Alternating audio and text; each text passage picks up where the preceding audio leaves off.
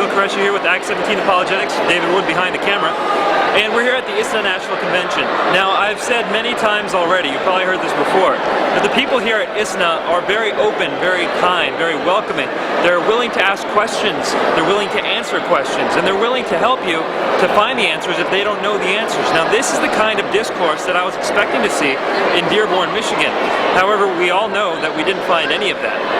However, even though the people here are very peaceful, very open, very multicultural and pluralist, I find that there are still problems with this version of Islam. Now, if Islam were truly as peaceful as everyone here at ISNA says it is, then I would have much less of a problem with it. It would just be a matter of it being the false religion, one of many, and I wouldn't spend so much time talking about it.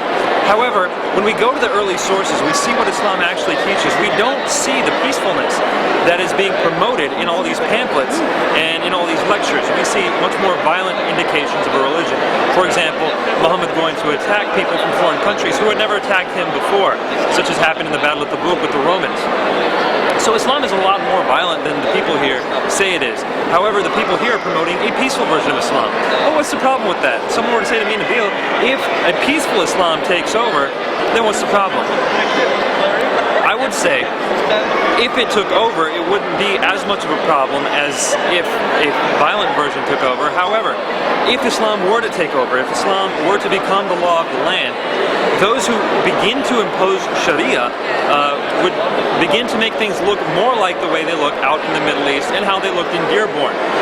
See, the fact of the matter is, if you have a peaceful version of Islam being preached, that is still not the true version of Islam. The true version of Islam is a violent version. Someone is going to come up to the people who preach the peaceful messages, all the people here at ISNA, and show them from the sources, hey, wait a minute, what you guys are saying is all wrong. Ibn Kathir said that you should go to the Jews and Christians, invite them to Islam. If they don't accept, then they must be fought until they pay the jizya or are killed. That's a quotation from Ibn Kathir.